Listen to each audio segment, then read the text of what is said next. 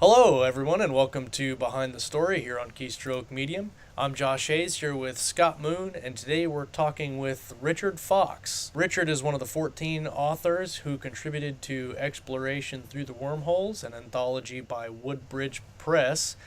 And the collection is a set of themed short stories set in a shared universe where the authors were given a set of rules and some technology to kind of run with, and then set loose to create or destroy however they saw fit. Richard is known for the Ember War saga, and he contributed the Aeon Incident, and today we're going to talk with him about what inspired the story and what it was like to write in a shared universe. Richard, welcome to the show. Hi, thanks for having me. Well, it's good to see you again, Richard. I know that we had a lot of fun on our last show. For people who have not talked to us here or talked to you here on our show, can you tell us a little bit about yourself and your writing to kind of set the stage for the rest of the show? Sure. Right now, I'm writing military science fiction with the Ember War saga, which is going to be 9 books. 7 books are out right now. I've got 2 more in the pipeline. And I started writing about 3 years ago. And I started with military thrillers because part of my background is I'm an Iraq War veteran. I was in the Army, active duty for 10 years. And I thought, that kind of pedigree, and I write military thrillers, people would really want to read that, and not the case.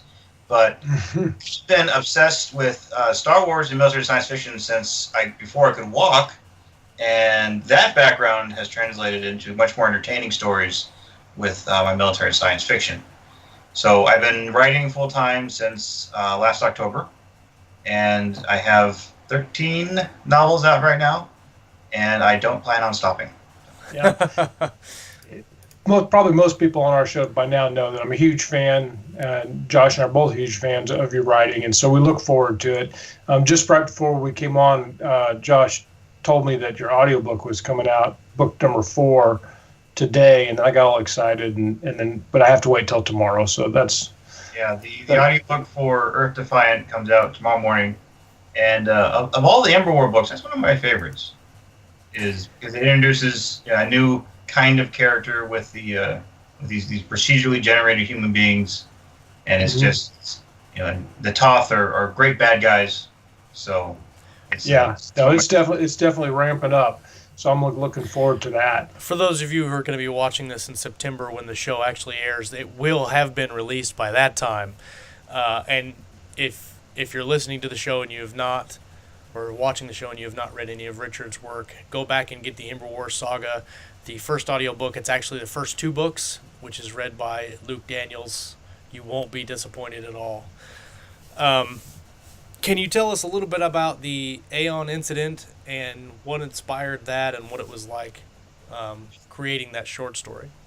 Sure. A couple months ago, Scott Hayes from Woodbridge Press got a hold of me, and I think he'd read the Ember War and liked it. And he said, "Hey, we've got this anthology coming up," and he pitched me on the idea. And I immediately had 3 or 4 story ideas I could work in that series. Like, okay, sure, this sounds like it'd be fun.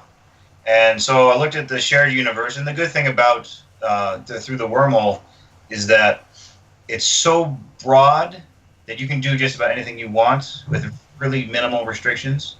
So it was nice that I could go find my little corner of this universe and tell my story, and not worry about stepping on Josh's toes or stepping on Scott's toes or stepping on Joe Zebedee's toes. So it was great that you've got this big playground to play with. And I like that a lot.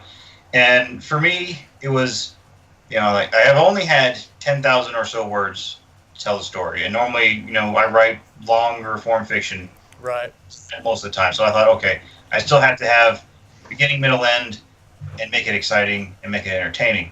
So I basically looked at it kind of like, let me just write a level of Halo. And that's kind of how this story came out. It was, you have this one soldier. He's an ensign, but he's naval. Anyway, so you have this one main character, and he has to. He's against an entire planet of what should have been primitive aliens, but have gone through a technological leap within the period of 2 decades.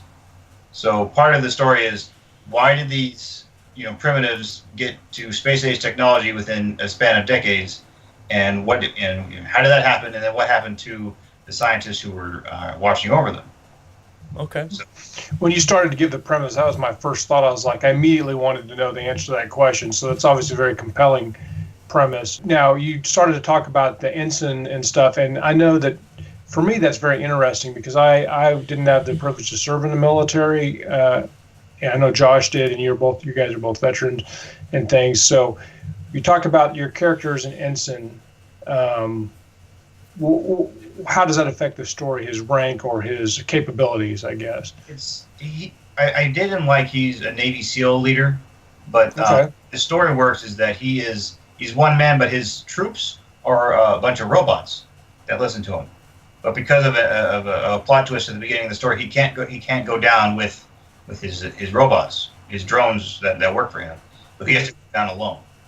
And it was just more, the readers could relate to. Okay, here's a soldier who's going to go down on a mission to a planet. Okay, everyone, the heads are going north south. So continue. Right. Was it difficult? I mean, you mentioned you're primarily a novel length fiction writer. Was it difficult? Obviously, coming up with the idea and the concept is kind of on even ground when you're talking about just idea and concept. But when you talk about turning that into a short story, 10,000 words, or a novel of say 60 or 70,000 words, there's a big difference there in process. Can you talk a little bit about your creation process and how it went from concept to fully fledged story? Sure. I'm a big outliner, and I like outlines because if you screw up an outline, it's easy to fix. You screw up a 60,000 word novel, that's why authors drink. So Right. Yeah. and but for me, it was like, okay, here's my concept of one soldier against a planet. Okay, that works. And then it's, what does he have to do? He has to go and rescue this one scientist he knows is down there, and then figure out what's going on along the way. So there's more. It's like, okay, where does the reversals come in? Where are the twists? And it's more, I've got the beginning, got the inside, the end state, and how do I make it interesting from A to B? Right. Right. So that's normally how I write everything. It's like, here's how the book ends. Here's how it starts. Don't be boring in the middle. Don't be boring is always the best advice, which is not something I've ever sensed you've had a problem with. None of your books or stories are boring that I've read. You got the good characters, good action, the good setting, and then having that question that's got to be answered. I think that draws people through.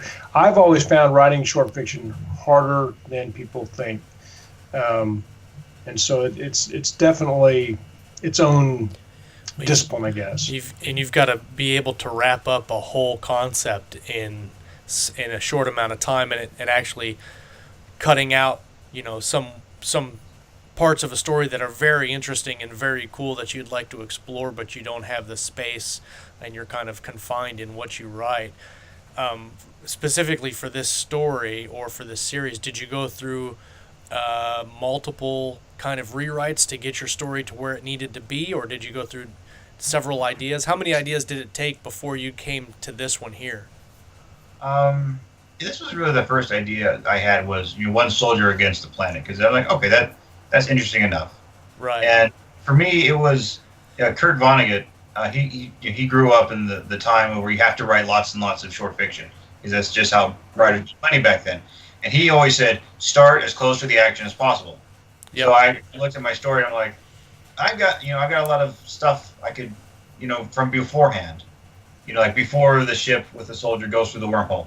Like, if I just chop all that out and start right as it comes through the wormhole and you get the big question that needs to be asked, like, okay, that's better. So start as close to the action as possible. What was your biggest challenge writing this particular short story? Did you have a specific challenge that comes to mind when you talk about writing it? For me, it was more making the tech believable, because the sailor, the ensign that goes down, he's in a more of a mechanized suit, a little different from the stuff I've written about before, and he has a rifle, and it's just more like, how do I not overwhelm the reader with if I say he has a plasma rifle, people understand it. Right. I don't have to get through he's got a miniature sun or something inside of his rifle. You just plasma rifle.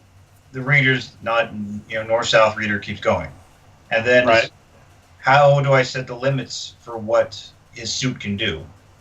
because if he's immune to small arms fire, fine. But then a tank shows up, and he's like, okay, I can't handle a tank. Just press the big button.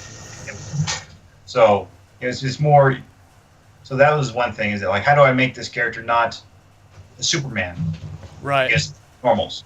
So it was because if he's just Superman, he just shows up and walks around, takes and leaves, and that's boring. So I had to keep it interesting and at least have the main character in some sort of peril.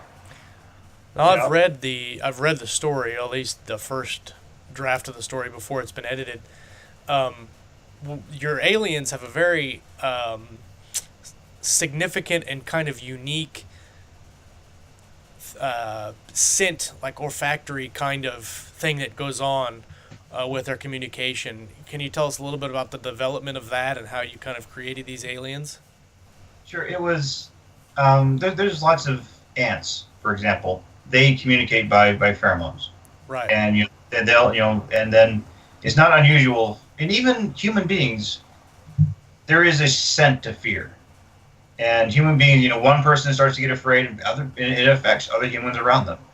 And so I just took that idea and took to the nth degree, where if you have one of these aliens gets really agitated, it'll agitate everyone around him. And at a time, and then I took it a step further, where they have radio communication now. So now that emotional state can get broadcast to the entire planet. Oh, nice. So you agitate one group of these aliens, the whole planet's going to get upset. So, and then that leads into a twist of how the story ends, but I won't say right. Yeah, you have to read it, and to read it, you have to buy the anthology. So worth it. Lots of great work. I imagine as commando missions go, pissing off everybody on the planet is probably maybe not on the top of your list if you can avoid it. You got to extract pretty quick after that. Yeah. Have you written in anthologies before? Is this a new experience, or? I've not written in an anthology before, and I'm kind of going backwards from the traditional science fiction writer career, where the science fiction writers back started in the '60s. You wrote to magazines and anthologies, short fiction. You just pounded these out, and eventually you got a name for yourself. But with self-publishing the way it is now, you write novels, you put the novels out, and then people who have anthologies say, "Hey, would you like to contribute?" So, yeah, because like I remember reading the Michael Moorcock books, or Asimov or Heinlein. A lot of those things were produced in magazines, in serials, and then later put into books. And when I first read them, I only read them as a book, but then I realized they actually came from that news publication type publishing model. Starship Troopers came out chapter by chapter. Yeah. In some boys magazine first. From reading a lot of your work, including this short story, it seems like you take a lot of inspiration from Starship Trooper-esque type fiction. Have you always been, you do very well in writing small squad tactics and relationships and interactions between different squad members, and even from enlisted to officer. Is that something that from your military experience you like to see it authentic, and you like to bring that out in your characters? Well, I do. It's easier to tell that story one way, because the closer you can get the reader to the characters, the better. And if you have characters sitting in a boardroom where the battalion staff is talking about how they're going to do this next mission, I've sat through a lot of battalion staff meetings. I sat through brigade staff meetings. I sat through things with generals. It's boring. No one wants to read that. Yeah. So I keep it down to the where the rubber meets the road, the short, pointy end of the spear. I keep the story down there because it's just more interesting. Absolutely. Right. Well, and there are some, especially in some of the science fiction, and it's good, it's entertaining, but like how they handle those giant space battles where everything's by remote and not up close. I've always really enjoyed the squad stuff a lot because I like characters, I like the way they interact and give each other a hard time, and it's the chances to lose a character seems much more immediate when they're just like right in the front line of battle. So that's always been one of my favorites. And I've been going, as I look at some of my old stuff, I keep realizing that I'm writing like the fourth or fifth reel of a Star Wars movie over and over again. Because you look at Empire, Return of the Jedi. you got stuff in space, you got stuff on the ground, you got stuff in the Death Star, back and forth, back and forth, back and forth. And I'm like, same thing. I've seen that movie way too many times. Yeah, but people like that kind of stuff. I do, and people like it. I'll keep writing it. Yeah. People, So- as long as people are entertained, that's the one of our main missions here. So. Yeah, as long as the reader is reading, which you do a very good job at pushing the reader forward. So if we've read this anthology and they liked your story, where can readers find you and get more of your work? The best place is go to Amazon, put in Richard Fox. You'll see all my stuff come up. Facebook, search for Richard Fox author, and I've got my author page there, and lots of fun there. Cookies, no cookies. And I have a website, richardfoxauthor.com, which it's there. But really the best place, Amazon and Facebook, is where you can find me. Awesome. And would you recommend, obviously the Ember War is your science fiction stuff, but you also have some historical type fiction. Is that still available, the Red Baron? Yeah, the Red Baron is still available, and I just got invited to an alt history anthology. Oh, very cool. Going to do the trial of the Red Baron. It's the old history is the Red Baron is shot down on his last mission, and instead of dying, he's put on trial by the English for war crimes. So, oh, interesting. Very cool. That sounds like an extremely interesting story. I have to read that. All right. Well, thank you, Richard, for coming on Behind the Story here at Keystroke Medium. Again, you can find his newest work, the Aeon Incident, in the Explorations Through the Wormhole anthology, which should be out middle or end of September. And if you liked that story, you can find the rest of his work at richardfoxauthor.com or on Amazon. And we really appreciate you coming on the show, Richard. Thanks for coming. thank you, gentlemen. Always a pleasure. Thanks, Richard. Good to see you again. All right. For Scott Moon here at Keystroke Medium, I'm Josh Hayes. Thanks, Richard Fox, for coming on the show. Have a good night.